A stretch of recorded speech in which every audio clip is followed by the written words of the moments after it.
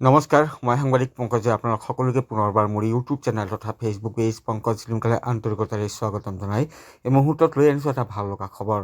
গতিকে চাই থাকক সম্পূৰ্ণ ভিডিঅ'টো। সবিশেষ তথ্য দিয়াৰ পূৰ্বে কৈ ল'ব বিচাৰিছোঁ, যদিহে আপোনালোকে অনাগত সময়ত মোৰ ইউটিউব চেনেল তথা ফেচবুক পেজ পংকজ লিমকাৰ জৰিয়তে বিভিন্ন দিশৰ খা খবৰসমূহ জানিব বিচাৰে বা চাব বিচাৰে, তেন্তে ছাবস্ক্ৰাইব কৰি থৈ দিব পাৰে মোৰ YouTube channel Pankaj Limca, follow' কৰি থৈ দিব পাৰে মোৰ ফেচবুক পেজ পংকজ লিমকা।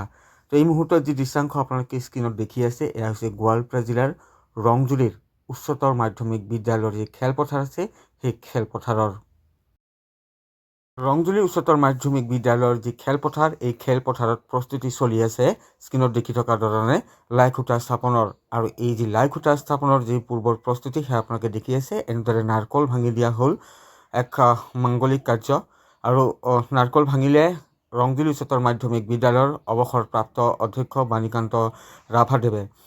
তো মূল কথাটো হ'ল যে ৰংজুলি উচ্চতৰ মাধ্যমিক যি বিদ্যালয়খন আছে, সেই বিদ্যালয়খনৰ মহাৰজত জয়ন্তীৰ উপলক্ষে এই যি কাৰ্যসূচী, এই কাৰ্যসূচী ৰূপায়ণ কৰা হয়। বৃহত্তৰ ৰংজুলি অঞ্চলৰ শৈক্ষিক দিশৰ মানদণ্ড উন্নত কৰাৰ সমান্তৰালকৈ মানৱ সম্পদ গঢ়াত এক অগ্ৰণী ভূমিকা পালন কৰা ৰংজুলি উচ্চতৰ মাধ্যমিক বিদ্যালয়ৰ যি মহাৰজত জয়ন্তী, সেই মহাৰজত জয়ন্তী বৰ্ণাঢ্য কাৰ্যসূচীৰে আয়োজন কৰিবলৈ লোৱা হৈছে। আৰু এই আয়োজনৰ যি পূৰ্বৰ যি মাংগলিক কাৰ্য লাই খুঁটা স্থাপন, সেই লাই খুঁটা স্থাপনৰ যি কাৰ্যসূচী, সেয়া ৰূপায়ণ কৰা হ'ল। আৰু ৰংজুলি উচ্চতৰ মাধ্যমিক বিদ্যালয়ৰ খেলপথাৰতে তিনিদিনীয়া বৰ্ণাঢ্য কাৰ্যসূচীৰে ডিচেম্বৰ মাহত অনুষ্ঠিত কৰা হ'ব মহাৰজত জয়ন্তী। বছৰজোৰা বিভিন্ন কাৰ্যসূচীৰে মহাৰজত জয়ন্তী পালন কৰি থকাৰ বিপৰীতে যি মূল কাৰ্যসূচী, সেই তিনিদিনীয়া বৰ্ণাঢ্য কাৰ্যসূচীৰে অনুষ্ঠিত কৰা হ'ব ৰংজুলি উচ্চতৰ মাধ্যমিক বিদ্যালয়ৰ এই খেলপথাৰত। আৰু অহা 7 ডিচেম্বৰৰ পৰা 9 ডিচেম্বৰলৈ তিনিদিনীয়া বৰ্ণাঢ্য কাৰ্যসূচীৰে অনুষ্ঠিত হ'ব মূল যি কাৰ্যসূচী, সেয়া। আৰু তাৰ পূৰ্বৰ যি মাংগলিক কাৰ্য আচলতে লাই খুঁটা স্থাপন, সেই লাই খুঁটা স্থাপন কৰা পৰিলক্ষিত হ'ল। অলপতে এই লাই খুঁটাৰ যি কাৰ্যসূচী, সেই কাৰ্যসূচী ৰূপায়ণ কৰা হয়। আৰু লাই খুঁটা স্থাপনৰ যি শুভাৰম্ভ, সেয়া ৰূপায়ণ কৰে ৰংজুলি উচ্চতৰ মাধ্যমিক বিদ্যালয়ৰ অৱসৰপ্ৰাপ্ত অধ্যক্ষ ৰহিনী কুমাৰ পাঠক ডাঙৰীয়াই। মূল সমিতিৰ সমান্তৰালকৈ এই কাৰ্যসূচীত বিভিন্ন যি উপসমিতিসমূহ আছে, সেই উপসমিতিসমূহৰ সভাপতি সম্পাদক প্ৰমুখ্যে আন সদস্যবৃন্দসকল উপস্থিত থাকে। তো এই ভাল লগা খবৰটি দিলোঁ। যদিহে কোনোবা ছাবস্ক্ৰাইবাৰ বা ফলোৱাৰ্ছ এই বিদ্যালয়খনৰ আছে মোৰ ইউটিউব চেনেল বা ফেচবুক পেজৰ, তেন্তে আপোনালোকে এই খবৰটি বিয়পাই দিব বুলি আশা প্ৰকাশ কৰিলোঁ। যিমান পাৰে আপোনালোকে শ্বেয়াৰ কৰি দিব, যদি আপোনালোকৰ কোনো বিশেষ অসুবিধা নহয়। এনেধৰণৰ কাৰ্যসূচী ৰূপায়ণ কৰা হ'ব, সেই সম্পৰ্কত পৰিচালনা সমিতিৰ সভাপতি বাণীকান্ত ৰাভা ছাৰৰ মন্তব্য আছে। এই মুহূৰ্তত আপোনালোকক তেওঁৰ যি মন্তব্য, সেই মন্তব্য শুনাব বিচাৰিছোঁ। আমাৰ ৰংজুলি উচ্চতৰ মাধ্যমিক বিদ্যালয়ৰ মহাৰজত জয়ন্তী প্লেটিনাম জুবিলি বৰ্ষজোৰাভাৱে 6 ফেব্ৰুৱাৰীৰ পৰা চলি আহিছে। এতিয়া আমি মূল কাৰ্যসূচী একেলগে তিনিদিনীয়াকৈ আৰম্ভ কৰিম, 7, 8, 9 ডিচেম্বৰ। আৰু তাৰে আজি লাই খুঁটা স্থাপন কৰিলোঁ আমাৰ শ্ৰদ্ধাৰ প্ৰাক্তন অধ্যক্ষ ৰহিনী কুমাৰ ছাৰ ডাঙৰীয়াৰ জৰিয়তে।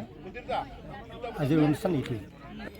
আমি আমাৰ নিজৰ স্কুল ফিল্ড থানাৰ সন্মুখত, এই ফিল্ডখনতে এই অনুষ্ঠানটো আমি আয়োজন কৰিম। আৰু এই আয়োজনৰ মুখ্য কাৰ্যসূচী 7 তাৰিখে ৰাতিপুৱা 8:30 বজাত মূল গেট উদ্বোধন কৰিব আমাৰ ৰাভা আছং সাহিত্য সাহিত্য পৰিষদৰ সাধাৰণ পাৰিষদ শ্ৰী সহদেৱ ৰাভাই। তাৰপিছতে আমাৰ আৰম্ভ হ'ব পতাকা উত্তোলন। 9টা বজাত পতাকা উত্তোলন হ'ব। পতাকা উত্তোলন মুখ্য পতাকা দুখন থাকিব। এখন হ'ল মহাৰজত জয়ন্তীৰ পতাকা আৰু আনখন হ'ল বিদ্যালয়ৰ পতাকা। মহাৰজত জয়ন্তীৰ পতাকাখন উত্তোলন কৰিব সভাপতি অৰ্থাৎ মই, আৰু অধ্যক্ষ চাণক্য দাসে স্কুলৰ পতাকাখন উত্তোলন কৰিব। আৰু লগতে আমি 75 বছৰ পূৰ্তি উপলক্ষে 75খন মহাৰজত জয়ন্তীৰ পতাকা উত্তোলন কৰিম। সেইদিনাখনে কেইটামান কৈছোঁ, আবেলি 2টা বজাত আমি এখন আলোচনা চক্ৰৰ আয়োজন কৰিছোঁ। আলোচনা চক্ৰখনৰ বিষয়বস্তু হ'ল ৰাষ্ট্ৰীয় শিক্ষা নীতি 2020 আৰু ইয়াৰ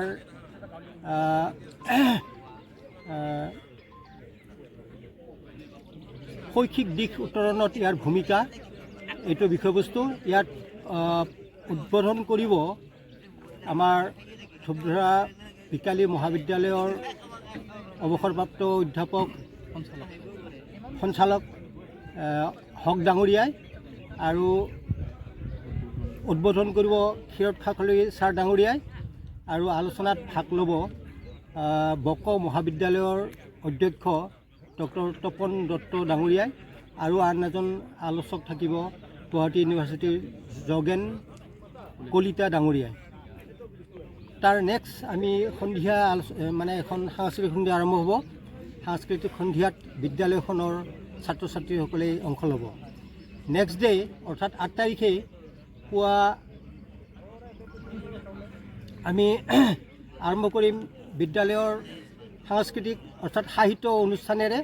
তাৰপিছত 11 বজাত আমাৰ মূল এটা কাৰ্যসূচী থাকিব, সেইখন হ'ল প্ৰাক্তন ছাত্ৰ শিক্ষক সমাৰোহ, আৰু ইয়াৰ সঞ্চালক হ'ব হিতেশ ৰায় পাটগিৰি ডাঙৰীয়া, আৰু উদ্বোধন কৰিব আমাৰ প্ৰাক্তন শিক্ষক সুৰেন্দ্ৰ শৰ্মা ডাঙৰীয়াই। আৰু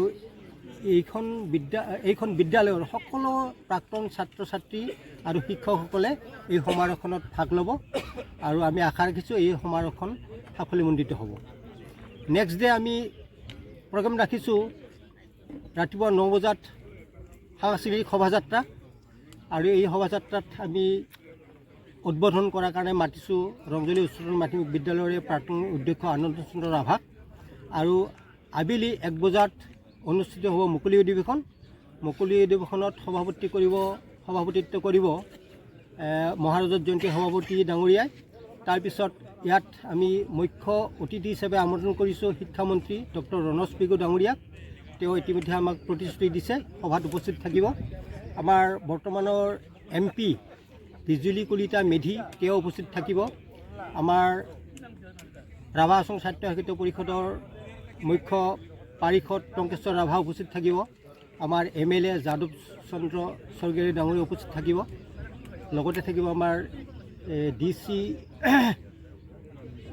খনীন্দ্ৰ চৌধুৰী, IS অনুপ কুমাৰ দাস ডাঙৰীয়াই, আৰু মুখ্য অৰ্থাৎ নিৰ্দিষ্ট বক্তা হিচাপে থাকিব আমাৰ বিদ্যালয়ৰে প্ৰাক্তন ছাত্ৰ অসম চৰকাৰৰ অৱসৰপ্ৰাপ্ত শিক্ষা সঞ্চালক দেৱানৰাম বড়ো, আৰু আমাৰ এজন প্ৰাক্তন ছাত্ৰ চাইণ্টিষ্ট কানাডাত ৰিচাৰ্চ কৰি থকা হেমন্ত অধিকাৰীয়ে। সন্ধিয়া এখন সাংস্কৃতিক অনুষ্ঠান অনুষ্ঠিত হ'ব। সাংস্কৃতিক অনুষ্ঠানৰ মুখ্য আকৰ্ষণ হ'ব আমাৰ শিল্পী, জনপ্ৰিয় শিল্পী সুবাসনা দত্তৰ সংগীতানুষ্ঠান আমি সেইদিনাখন মানে দেখিবলৈ পাম। শেষৰ দিনাখন ছাৰ, সন্ধিয়া 8 বজাত।